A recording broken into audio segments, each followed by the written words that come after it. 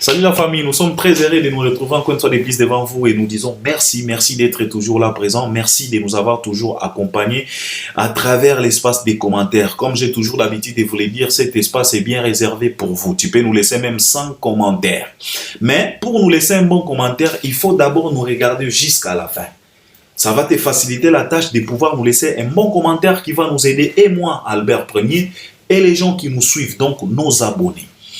Donc, il faut regarder nos vidéos jusqu'à la fin. C'est très, très important. Ne te précipite pas. Cet espace est bien réservé pour toi. Tu as les droits. Tu peux même nous laisser 100 commentaires. Mais regardez-nous d'abord jusqu'à la fin. Il faut d'abord comprendre Tolobi Nini.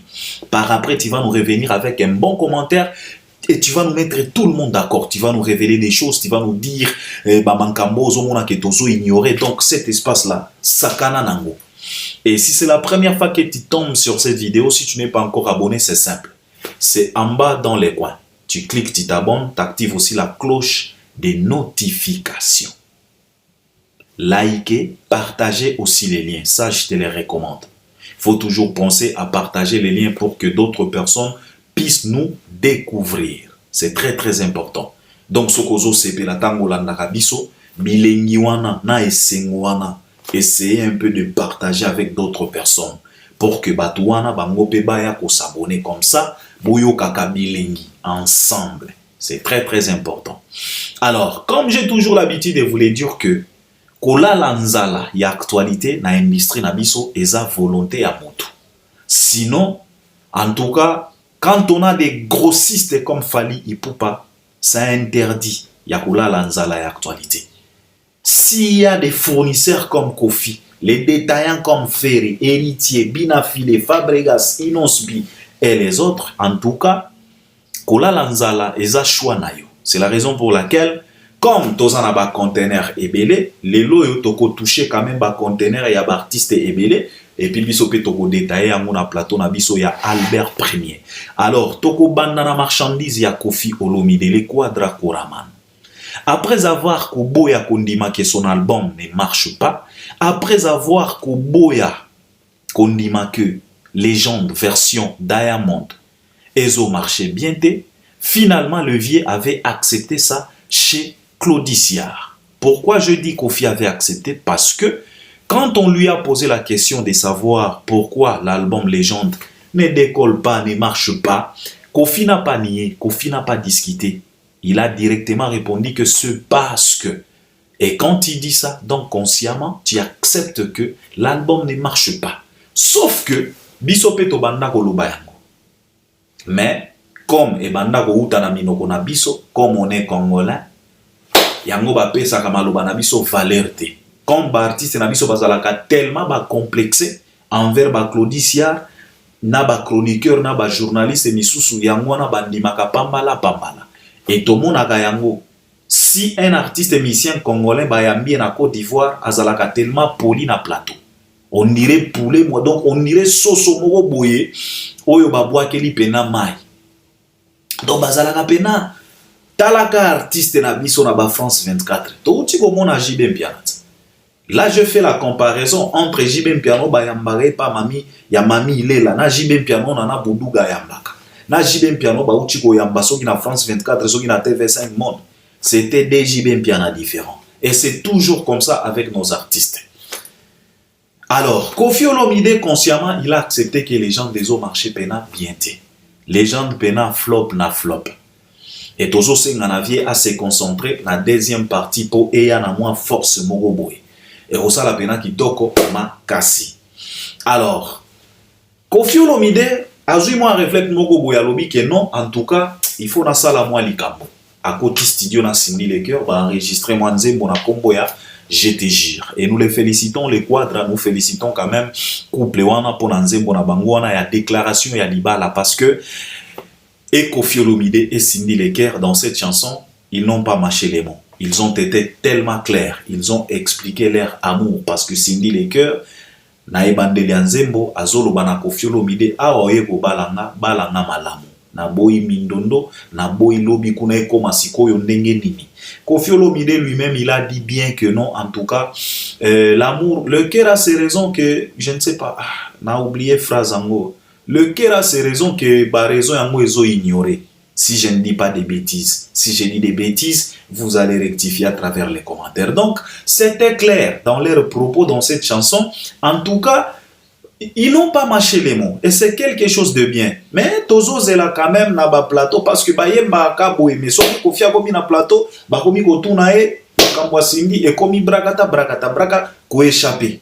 Mais je pense qu'avec cette chanson, quand même Mutu Oyaza Mayele à comprendre Mbalamoko de quoi il s'agit, qu'est-ce qui se passe entre Koffi Olomide et Cindy Lecker. Et nous félicitons quand même couple wana pour na moi performance na bango na nzembo wana parce que et là qui si biso que quand même ka moi nzembo oyo batu ba sepeli nango parce que totally performance nango na plateforme ya YouTube ka o performer quand même bien ko le kabanzembo ebele oyo eza na légende version Diamond. Alors nous les félicitons quand même. Alors Koffi Olomide azalaki na moi concert na South Africa. Tant moi commis South Africa, Koffi Olomide sali moi conférence de presse. Et je voulais quand même m'adresser à bande konabiso baza South Africa, ba chroniqueur, ba journaliste et ba touro ya presse. Vous savez mes chers frères, ça ne vaut pas la peine ya ko caresser Koffi Olomide au sens du poil. Koffi Olomide ne mérite pas ça. Peut-être ba Rebo, ba Inosbi, ba Gezma Wete, ba Anita Mwarabu, ba Vanny Morgan, ba Claudia Bakissa, ba Binafile, ba Robinho Mondimbo, peut-être il peut y avoir ce qu'on appelle tolérance. On peut l'air caresser au sens du poil, mais en même temps tozo pousser bango po basala musala kitoko. Mais Koffi ne mérite pas ça. En tout cas chez Koffi, il faut tozala tellement na rigueur moko ya makasi. En tout cas, chez Olomide, zéro tolérance parce que Koffi Olomide a sa légende vivante. C'est vraiment un grand homme, un grand artiste. Ça la preuve naïe, Afrique nimaye. Monde épée ça et moi considération. Alors, il ne mérite pas à ce que on lui caresse au sens du poil. Non. Chez Koffi, en tout cas, il y a tolérance zéro. Il faut que l'on ait vérité. Parce que, ceux qui ont continué à caresser au sens du poil, en tout cas, héritage au Koffi a que la banne amike et qu'on a l'héritage yamabe. Parce que bino moko bozo mon comportement ya vient abiso. Parce qu'au jour d'aujourd'hui, moi, ça me fait de la peine. Comment je ne peux pas différencier une sortie médiatique de Déplique Pomba et une sortie médiatique de Koffi Olomide. Normalement, il devrait y avoir une grande différence entre sortie médiatique et Déplique, entre sortie médiatique et Ferregola, entre sortie médiatique et Binafile, et sortie médiatique et Koffi. Mais à ma grande surprise, c'est presque la même chose. Aujourd'hui, il n'y a pas la différence. Ce qui Koffi a sali sortie médiatique, donc Toyebi déjà que ayeko lela, ayeko akize batu, ayeko loba makambo oyazo maîtriser kutute. Et c'est tellement triste. Et ces choses-là, tout le monde a kayango na ba sortie médiatique, ba Déplique, y a ba Robinho, y a ba Binafile, y a ba Inosbi. Alors il faut faire attention, Koffi ne mérite pas à ce qu'on lui caresse au sens du poil. Il mérite ce qu'on appelle tolérance zéro. On doit lui rappeler toujours que vieux Keba, osa légende, il faut otika, image moko ya malamu, héritage moko ya malamu, na bana oyo bazolaka. Mais malheureusement, là nous devons comprendre. Et tout ça, c'est parce que na presse, na yemoko Koffi, bazana katia confusion. Pourquoi je dis ça? C'est parce que na conférence de presse wana, ser na biso moko azalaki wana emoto abanda koloba loba ebele. Azoloba na Koffi Olomide que mopa o nenge zabo e concert wana déjà c'est comme si ekosala moi guichet fermé batu ba ozo uta ba Mozambique ba délégation uti ba Zambie ba Mozambique ba ceci cela. Yemoko Koffi aloba na biso que ba kosela ka mowe makambo.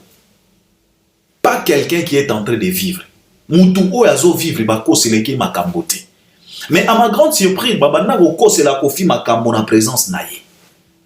Qui est presque sold out. Que ba délégation zo uta ba Mozambique, ba Zimbabwe, ba Zambie, ba Malawi wapi kuna, ba koya pona concert. Que mo pa otomonio na aéroport, ba tu ba zo welela yo. Ça, c'est caresser Koffi au sens du poil. Et pourtant, Il ne mérite pas ça.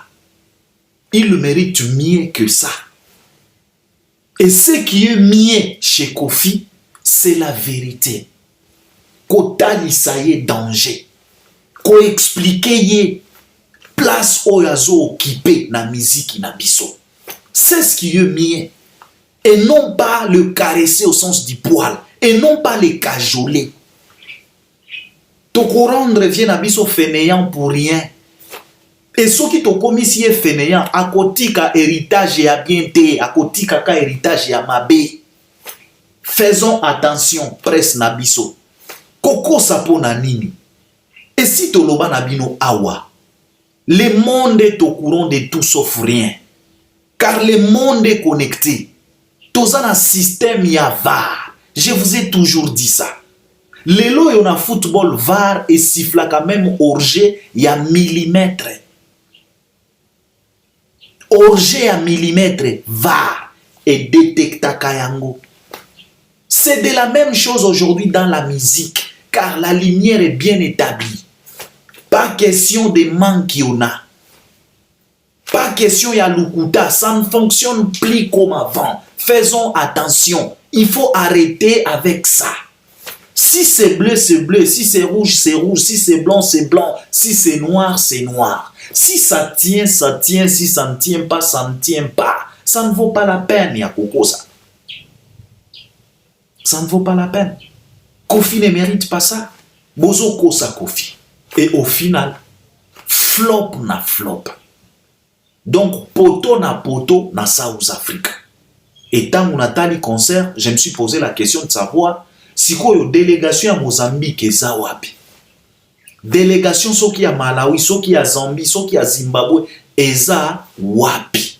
Parce que totali concert, totali salle, on s'est posé la question de savoir qu'est-ce qui se passe. Et puis le vieux lui-même avec ses sorties médiatiques, il n'y a pas la différence aujourd'hui entre une sortie médiatique, il y a Rebo, na sortie médiatique à Kofi. D'ailleurs, quand on a bana ya mike, bakomi kosala ba sortie médiatique, moko ya bien koleka kutu vient na biso. Parce que Kofi commence à nous fatiguer avec ses sorties médiatiques. Kolela ko pleurnicher. À travers plusieurs sorties médiatiques, Kofi nous disait que non, en tout cas, ba concert bozo mona ba artiste ba zo beta ya Afrika wa ko banga te wana ezalaka ba coup de fil. O madilo aloba na biso que soko moni hippopotame azoloba na yo ke ngando aza ya kobela. Donc crocodile aza ya kobela ndimela ye po bango nyonso bafandaka na mai. Donc quelqu'un qui moto azoloba mamankamwana, donc cela veut dire que yepe asala kabongo parce que tout le monde y na bakaya kayamusha. C'est son ami, non? Donc lui aussi il a passé coup de fil parce que tout le monde y concert à Betty. C'est là où maintenant on a compris que non, en tout cas Kofi alobaka ke no ba concert pardon ezaka ba coup de fil. Donc lui-même aza auteur nango. Oyo pena eza ba concert ba coup de fil. Et tala ba résultat, tala ba retombé. Ko se ridiculiser pour rien. Et puis ba arrogance moko boye en pleine émission, ko répondra ka ba journaliste n'importe comment. Tout ça eza pe faute ya ba journaliste, eza pe faute ya presse. Ozo caresser déjà Kofi au sens du poil. Agomone la yot. Nathalie pena conférence de presse on a nenge Kofi au kate la bino mangala. Ninga Kofi au répondre batu na arrogance moko boye donc en tout cas ya triste pena. Triste pena. Et puis c'est lui notre légende. C'est tellement triste. Donc Kofi a outi ko taper poto na South Africa. Je pense que Akobe tapé na Zimbabwe. Tozo zela. Le monde est au courant de tout. Ba image koya kaka. Toza pe na batu kuna. Ba kuko tapé concert amo. Ba gotinde la biso ba image et on va venir parler. Parce que tozo lo banabino que va rekota déjà na musique mais bozo yo kate. Alors toko bandaka ko rappeler bino kaka. Et toyebi très bien que so keza na likambo o e shokaka. Un artiste musicien congolais ezalaka rappel. Quand tu te mets à rappeler un artiste musicien congolais, et ça la cahier pas si mon gars pour s'aganate. Mais biso to kolembate parce que et si to lobi na bino que na musique ya lelo zéro tolérance. Si ça tient, ça tient. Si ça ne tient pas, ça ne tient pas. Point barre. Ça, c'était Koffi Olomide. Dicap la merveille et les maravilloso. Fally Ipupa et Fanjo. Elle est pibe de oro, elle est magnifico, elle est campio. Elle est matador. L'aigle. Fally Ipupa vient de nous annoncer la sortie. Il y a clip. Il y a Nzembo Nae, Oeza na kati album Formule 7, Mayday. Une chanson qui cartonne. Nandenge moko ya kosala te. Jusque là, ngana banda ko kanisa peut-être SL et ko dominer Mayday, mais à ma grande surprise, parce que zaki na époque moko boye SL ezaki pena matata. Ezaki pena matata, mais par après Mayday eye ko fracasser et bimi pena tube. Parce que dans cet album, il y a plusieurs tubes là-dedans. Il y a plusieurs tubes, mais Mayday eza pena tube et aba tube quoi. Ah, donc c'est les tubes des tubes quoi. Donc c'est autre chose cette chanson. C'est autre chose. Nana loba kiawa que na yebite soki fala yemba Nzembo yo soka composant on a molimo nini. Parce que ozana un problème à bolingotin, mais Nzembo ezo ambale o kaka. Na loba ki na bino la fa passer que petit momi moko boye master na biso. Aloba na nga ke Albert ngana zo na komi ko préféré to soa na kaka na kopena nga to soa na kaka. To sala ta moi une semaine moko boye tozaka na kati ya matata. Potango na kobanda koyemba Nzembo yo ezalata na moi sens parce que ezolelisa nga et pourtant naza bien na bolingo. Naza na problème na bolingo te. Baboyi pe nga te. Naza na donc bato ebele mère mosusu aloba na nga ki Albert nga naza na mobali na nga très bien. Na bana tozo vivre très bien. D'ailleurs kutu mobali na nga azui musala mosusu ba doubler salaire. Donc toza tellement bien. Mais tant on a zoyo ka Mayday, na oza la choquer kaka. Donc j'ai l'impression que baboyinga et pourtant baboyinga te. Donc baboyinga te. Donc c'est la force ya Nzembo yo. Mayday. Alors Fally Ipupa vient de nous informer que lobby vers 12h clip ekobima ya Mayday. Toye ko sala ba critique te parce que bande ko ebele balobi na Albert Premier tango fala annoncer tokanisi ndengo lobaka ndengo prévenaka au jour d'aujourd'hui na eko prévenir te parce qu'il est trop tard clip ici ba sali yango clip ekobima lobi to ya ko critiquer nini oya ko prévenir nini biso tozo zela kaka tozo senga na ba warrior eza tube ya album Mayday parce que cette chanson ezo valoir ba album oyo uchikobima Mayday parce que au jour d'aujourd'hui Mayday eza na valeur koleka gomme ya Fabregas. Je dis pas Formule 7 non, je dis bien Mayday, la chanson en soi eza na valeur, eza na notoriété, eza na kilo, eza na succès koleka album mobimba ya Fabregas gomme. Cette chanson Mayday eza na succès koleka album mobimba ya Jibe, koleka album mobimba ya Koffi. La chanson, je parle bien de la chanson, je ne parle pas de Formule 7. La chanson Mayday. Alors, lobby clip nango ekobima. Donc, le Warrior, ça faisait quand même un moment. Il faut bosser la biso moi j'ai mon boy. Bah j'ai au bosalaka.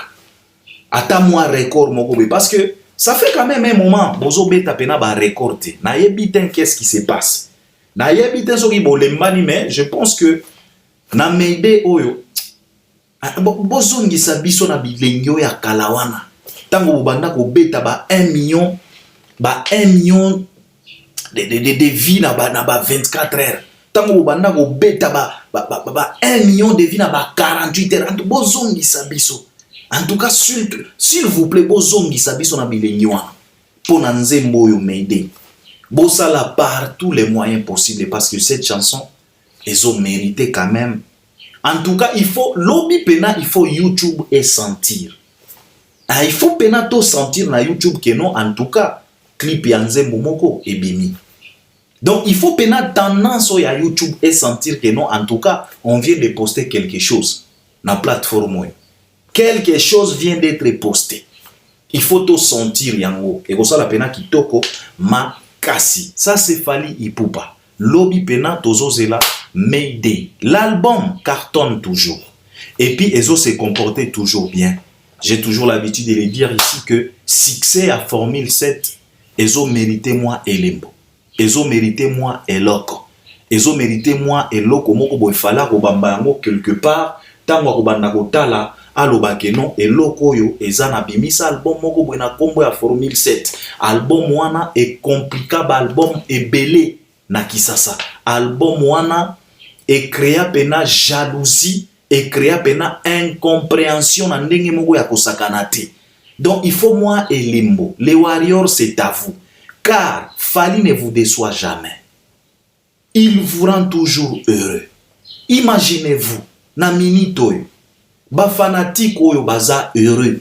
Baza na mwa likambo koloba devant baninga. Ce n'est que les Warriors. Ce n'est que les Warriors. Parce que ba fanatique a Kofi Mawatro. Ba fanatique a Jibe Mawatro. Album échangea combo. Et le mois balle de match komi Zebuka. Omona wapi. Album ebimina combo à balle de match. Mais au fur et à mesure, album komi Zebuka. Tu poses la question à Roger Ngandou, ce n'est que Mouzebuka. Tu poses la question à Mosaka, ce n'est que Mouzebuka. Et pourtant l'album c'est balle de match. Mais au jour d'aujourd'hui, tozo kamwa. Album et le balle de match komi Mouzebuka. C'est triste. Ba fanatique a Kofi Mawatro. Ba fanatique a faire doute na doute, stress na stress. Ba o se préparer pour na martyr. Tozo yebate, soke kobeta te. Le seul fanatique oyo baza ya kosepela, baza na kati ya joie, ce n'est que les Warriors.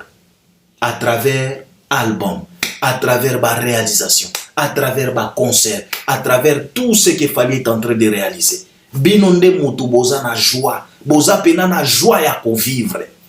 Alors ce qu'il fallait azo rendre bino heureux de retour. Bino pe bosala moi eloko. Il faut bozo ata moi eloko, ata moi or moko boye pour na Formule 7. Et bosala pena kitoko makasi. Alors Fally Ipupa, comme lui-même a toujours l'habitude de le dire, l'abondance des biens ne nuit jamais. Touchi komona na studio na Paris a flasher les biso moi rumba moko boye jetem matata les snipers. Fally c'est pas un Karachinikov, c'est vraiment un sniper. Peu de makelele, trop de victimes. Donc souka na rumba, j'espère que et cause à la réédition il y a Formule 7. Parce que, à travers ces sorties médiatiques, il nous avait révélé que non, à cause ça, la capé moi réédition moko. Donc, il fallait que toi ça la réédition à contrôle, mais je pense que c'est l'album Formule 7 Oyo, et cause à la privilège, et cause à privilège, wana, y a cause à la, pour basa les langues moi réédition. Et c'est quelque chose de très important. Et ça nous prouve à suffisance que, Banzembo fala bimisa tango alobaka na biso ki azana prix de 60 ndembo tango alobaka na biso ke non album na Urban Kutu eza kutu bouclé eza kutu ya kosila donc azalaka na moi raison parce que tu peux te poser la question de savoir le mec il travaille quand il fait ça quand parce que il est tout le temps parti il est tout le temps mouvement ba manifestation il enregistre quand tomoni na studio a flasher les biso moi rumba moko boy kaka bilengi a Fally ndenge tomesana oyo ba détracteur ba benga ba considérer kango comme monotonie bilengi wana monotonie komi kolelisa batu lelo un faux chanteur qui traumatise les gens maintenant un faux chanteur qui domine la musique dans une république comme la nôtre là où il y a tellement de chanteurs là où il y a des Jésus de nuances, là où il y a des gens qui chantent en virgule, là où il y a des chanteurs qualifiés. Mais aujourd'hui, c'est un faux chanteur qui est en train de priver les gens les sommeils. C'est un faux chanteur aujourd'hui qui fait à ce que les gens pleurnichent dans leur sortie médiatique. C'est un faux chanteur aujourd'hui qui réalise maintenant des concerts à $500. Faux chanteur. Fally Ipupa et Fanjo. Alors, ils ont enregistré. nano alobite mais biso tozo kanisa peut-être et cause à la réédition il y a formule 7 quelque chose qui est très très correct parce que ce qui réédition est bimi et koya pe ko pousser vente il y a formule 7 ndenge réédition il y a tokosde et yaki ko pousser quand même moins vente il y a tokosde lelo bazolo banabiso ke non tokosde lobito lobikuna bakoki koloba na biso ke non yango pe komi éligible pour na cause la certifier disque d'or. Pourquoi? Parce que réédition et yaki pe ko booster moins vente. Donc cela veut dire fali soka sali réédition il y a formule 7 et koya peut-être ko booster vente il y a formule 7 pour album oyo et décrocher ata moins mérite moko boy. Alors Fally Ipupa à travers succès il y a album nae azana 5 nominations na manifestation oyo et aux États-Unis si je dis pas de bêtises. Déjà ba nominé yekuna. Et puis formule 7, cet album est aussi nominé na catégorie à meilleur album ya année. Donc ce qui formule 7 est gagné, c'est à vous les warriors. Yango nazolo banabino, il faut album oyo et décrocher ata moi elembo moko boy. Moi eloko moko boy. Oyo boko bandaka ko se rappeler que Fally abimisa album moko boy na époque moko boy album wana et cartonna partout et à travers carton nango tozwa oyo to gagna oyo parce que ça fierté na bino. Donc allez voter na 5 ou 6 catégories au Fally aza nominé kuna. Je pense que ba information boza nango parce que bino ba warrior bozalaka toujours à la page. Vous êtes tellement avertis et on aime ça. Alors, le même Fally Ipupa, na mois demain, azana concert na Massamba Débat, stade ya Congo Brazza. Ezana capacité à 30 000 places assises. Donc, Fally Ipupa akobeta na Brazza na mois prochain awa. Et à Calatin. Et tigali kaka mois, presque un mois, si je ne me trompe pas. Presque un mois. Fally akobeta na Massamba Débat. Tozota là déjà ba mobilisation ya ba warrior au ya Congo Brazza et nous sommes sûrs et certains que non oyo a réalisé dans stade des martyrs a réalisé en Ngopé na Congo Brazza parce que tout le monde a qui quand Dadju s'est produit na Congo Brazza tango Dadju abanda koye manzembo ya un coup en featuring avec Fally. En tout cas tout le monde a qui ndenge ba Brazzavillois bazo yemba ba parole ya Fally na absence ya artiste. Donc, les Brazzavillois, ils ont chanté à la place de Fally, devant Dadju. Et je pense que Dadju Yemoko, il a senti. Yemoko, il a senti que non, awa, Fally c'est autre chose. Donc, nous espérons à ce que le concert Wana et que les kapena qui toko makasi. Parce que tout le monde a déjà la mobilisation, tout le monde a makabuzo qui est bien. Bato bazolo bakeno, Fally, il faut ça la promotion. Non. Avec Fally Ipupa, ce n'est pas une question de promotion. Ça va se faire. Parce que Fally a la grâce. Azana ba fanatique oyo, ba lingi et pena mingi. Et ces fanatiques-là, ils sont prêts pour la réussite de leurs artistes. Ba fanatique wana bazalaka na ba devise na bango. Bazalaka na ba devise na bango, Fally ou rien. Donc j'espère que concert wana ekozala pena kitoko ekoleka pena bien moko ya kosakanate. Na Massamba Débat, Fally Ipupa akobeta na mois demain awa. Donc tozo zela Fally abeta kuna na Massamba Débat et j'espère que makambo ekoleka nango kitoko makasi sans problème parce que en tout cas toza na ba eko tozo benga bazolo bana biso Albert ici il y a pas de problème, pas d'inquiétude parce que ce qui était très important c'est que son album ezo cartonné. C'est pas comme d'autres albums oyo ebimi ezo cartonné te. Artiste a komi obligé a koyemba ka banzembo akala. Touti komona ngwe pa vie na biso 4 na South Africa. E komi ba futa jalo, e komi ba aspirine, e komi ka banzembo ya kala. Tango mbutalika so azolo bana bino keno falaza na ba chip koleka kofi o impoli, o bokomi ko manquer, o bokomi ko comparer. Bino moko bozo mona. Obimisi déjà album Légende des ans na marché. Mais ok ko beta concert na South Africa okomi ko beta ba no ba futajalo okomi ko beta ba aspirine okomi ko beta ba nzembo ya kala. Pourquoi ne pas jouer Légende? Et puis par après tu vas passer à la télé pour venir pleurnicher, pour venir nous fatiguer que non, il y a de ces gens qui vont combattre l'album nanga. Non. Tu es le seul et l'unique qui combattre l'album na yo moko. Yo moko bimisi album na yo. Ozo beta yangote. Et puis tu vas pleurer en disant que non, batunde bazo combattre. Qui est en train de combattre ton album? Si toi-même tu ne joues pas ton album, olingi siko nani aya robete la tolo album na yo. Et puis par après vous allez pleurer ici que non, batu bazo combattre. Non. Vous êtes les premiers à combattre vos albums. Vous êtes les premiers à ne pas donner de la considération et de la valeur na album oyo bo souffra pour bo enregistrer. Au commis na concert, au lieu de valoriser les gens, yo commis ko valoriser ba album akala, banzembo akala. Tango bagolo banabino ke fala l'équipe bino na bachi de commis o impolitesse. Toza na miso tozo mona, toza na mato tozo yoka. Le monde est au courant de tout sauf rien. La lumière est bien établie.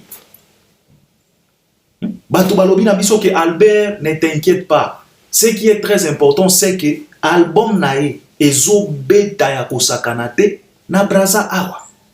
Plus de 10 nzembo ba braza vilwa baza capable ya koyembelo awa plus de 10 nzembo. Ya formule 7 10 nzembo. Et ça déjà concert il y a 2 heures. Parce que ba rumba ezalaka na ba 7 minutes, ba 7 minutes, ba 8 minutes, ba 6 minutes. Soko dal déjà na 10 nzembo na kati album o eza ba chibe. Concert mobimba yango wana. Concert mobimba yango wana. Oza na 10 nzembo oyo batu bakangi pena maloba. Et puis ba nzembo ba rumba, ba 6 minutes, ba 7 minutes, ba 8 minutes. Concert mobimba yango wana. Concert pena ya 2 heures du temps. Qui toko makasi.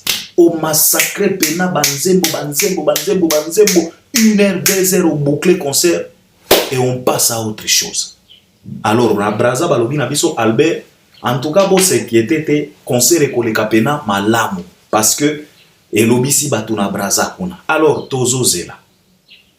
Les mêmes Fally Ipupa azalaki na moi manifestation moko boya Louis Vuitton. Il était invité là-bas. Tomoni batu bakomi kotia makelele awa o ba invita qui était. D'abord, moi, je me pose la question de savoir. Bino mutu bozalaka wana toujours koya ko chrétien, koya na babilobe la moko boye kolobaka n'importe quoi.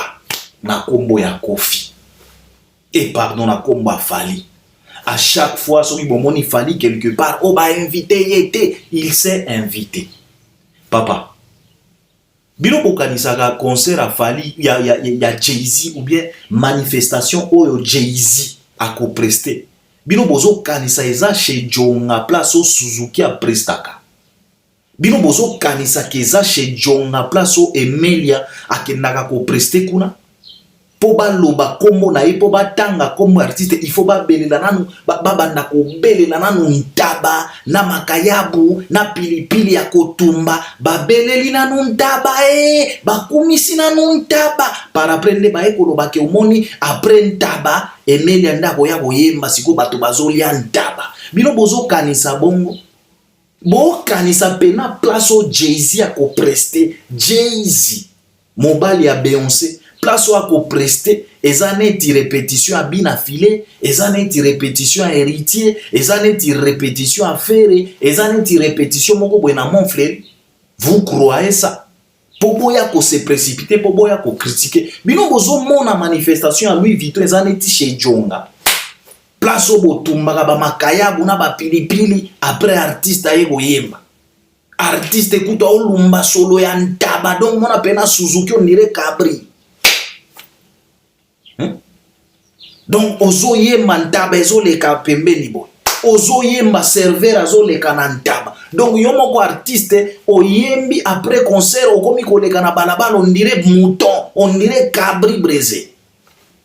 Bino bozo kanisa ba manifestation na yazani ba manifestation bino ba chez Jonga. Poboya koloba wa que non on lui a pas invité ceci cela. Bomona ka Fally te na ba magasin ba Louis Vuitton. Tango akendaka ko somba ba biloko na. Bomona ka eta. Ça vous étonne comment? S'il est capable de s'offrir, Babilambo fala somba na ba Louis Vuitton na ya cher one. Ça vous étonne comment? Ya komona na ba manifestation one. Alors tout le monde Fally kuna.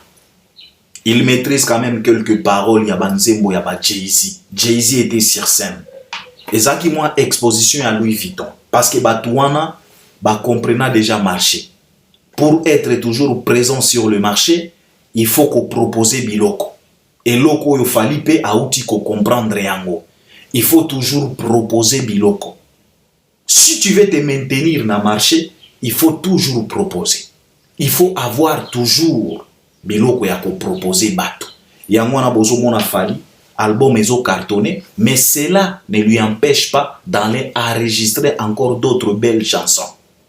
Parce qu'il veut toujours être présent sur le marché. Alors, Louis Vuitton, Dolce Gabbana, na couturier minene nyonso boyebi, comprena eloko wana.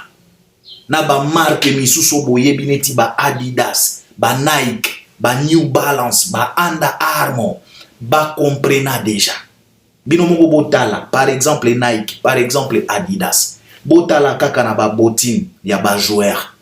Babimisaka les bottines. Donc, saison moko, bakoki ko bimisa plus de 5 marques ya bottines à sika. Plus de 5 variétés à bottines na saison moko kaka. Okomona na Hero babimisi, Adidas e bimisi. Tango bakoya na Champions League, Nike est proposé. Tango bakozonga na ba championnat bango, Nike est proposé, Adidas est proposé, New Balance est proposé. Comprena. La kate. Ce n'est pas parce que babotine oyo bauti kosa les ya mabete, il faut proposer toujours parce que client baza, consommateur baza. Alors Louis Vuitton comprena. Donc abanda ko exposer makambo na ye, article na ye. Bengi sisiko Jay-Z aya ko agrémenté. Moni siko grand prêtre Jay-Z na podium. Souka na événement. Rap et Melimai. Grand prêtre Jay-Z don mobile à Beyoncé. Souka na événement. Souka na événement. Pardon. Ça a un peu bougé. Donc, souka na événement. Grand prêtre Jay-Z. Alors, Fali était là, Tomonier, et puis il y avait beaucoup de monde, il y avait beaucoup de stars, il y avait aussi joueurs à Paris Saint-Germain, Tomoni Marco Verratti, Tomoni Rihanna, Namobali Naye, Tomoni Bato Ebele Bazakiwana. Je pense que même Beyoncé Azalakiwana, Naba artiste français au Misusu Bazalakiwana. En tout cas, c'était bien Louis Vuitton et les gars qui penaient Kitoko Makasi et Fali étaient là. En tout cas, c'est quelque chose de bien. Bisoto Lingaka Boye. Tango bazo bengi sa ba grand, il faut y opposer à la grande. Sauf que na linga tout simplement na lobana Fali pour pas tango fala mona kama kambo ya boye. Louis Vuitton et salimo eloko ya boye. Marque quelconque ba bengi si. Lui il pense quoi na marque na ya attitude. Parce que na comprendre ka pena Fali te. Ba er mon susu nga Fali na comprendre ka te. Tozala kiawa toko Stevie. Tilelo. Toko Radio. Tilelo. Abimi Célibiso, attitude. Mais tozo comprendre. C'est là où moi je me pose la question de savoir. Tant ozo mona, Louis Vuitton zo sala makamba boy. Toi tu penses quoi na marque na yo ya attitude? Est-ce que toi aussi tu ne peux pas organiser des choses comme ça? Parce que babengi sagayo o respectaka o kendaka. Balmain ozalaki présent. Louis Vuitton ozalaki. Tu es toujours présent quand on t'invite. Si ko yo batuana, baye bagate ke yo posa na marque na yo attitude. Tu peux organiser aussi des manifestations. Yo po bengi si bango bakoya ko tio yo poa. Toza na ba petite sœur ba congolaise o ba ko jouer rôle ba mannequin, ba Didi Stone bazawana. Ba Didi Stone bazawana yo po sala ata moi exposition moko boya quelques bilamba, quelques articles, ya attitude en plein Paris. Au PC invitation à Balmain, au PC invitation à Louis Vuitton. Bakoya. Oyebani na ba couturier à mineni. Oyebani na ba artiste belé. Tu fréquentes les Tasha Smith, tu fréquentes les Angela Bassett. Bakoya. Toza na ba petite sœur ba congolaise bazawana, même ba Tatiana Cruz wana obo zui bango. Ba Anita Mwara wana ozui ba Vani Morgan ozui bango bosala ta mwa manifestation moko na Paris wana ba jouer rôle net ba mannequin ba défiler toza na ba petite sœur bien ba congolais baza ba Stéphanie au petit au bachelor kuna o ya uti kosaka na clip na biso ya SL wana ozui bango nyonso wana ye pe na bandeko na ye ba fani bosala ta mwa manifestation mo na Paris wana, en tout cas défilé de monde, exposition, attitude oza star mituka eza bilamba eza balati lati wana ba article bo exposer ba mangambo Louis Vuitton aza wana, Balmain aza wana, Bubu aza wana, baza wana bakoya obengisi ata mwa Angela Bassett po evimbisa mwa eloko, Tasha Smith pe aye baye bango wana, badaju pe bakozala, baninyo babuba aya na Kamura pe aye na Mystique Fourmi aya pe a défilé na elamba ya attitude abobo ya ta. Moi, je me pose la question, tant mon amour a fallu dans la manifestation boy, je me pose, lui, il pense quoi na marque na ye? Il y a attitude. Comme moko kitoko, marque moko kitoko, parce que nyonso to salaka na mokili, ezalaka na kati attitude. Nyonso ezalaka pena attitude. Mais na comprenaka te vraiment fali, na comprenaka penati. Bon, peut-être moko yebi, biso ezalaka koloba, topesa ka ba idée. Je pense que tant et que je dois m'arrêter par là. Na simbi kofi na simbi pe fali. Toko simba pe ba artiste misusu après.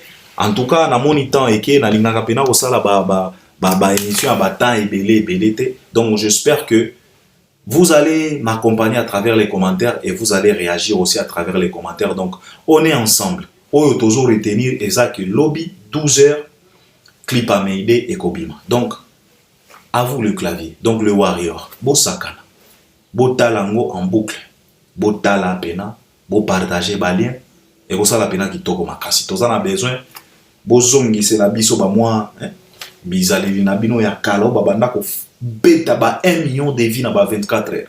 Bo beti penata ba 700 000 vies na 24 heures. Tango toko koma boy na ba 48 heures, ata moi 1 million 500. Parce que Mayday eza alliance te, eza éternité te, eza 100e dossier te. Malgré que banzembo nazo tangawa, yango pe eza mystique ya kosakana te. Mais Mayday, c'est autre chose. Donc, lobby na 12h, ba warrior, eza yabino. Parce que artiste, assez asali mosala nae. Donc, c'est à vous. On est ensemble vraiment, il faut réagir à travers les commentaires. Et si tu n'es pas encore abonné, n'hésitez pas. Abonne-toi. Yo moko monique awan Albert Premier zaka makamba kitoko. Donc, abonne-toi. On est ensemble à la prochaine. Merci beaucoup.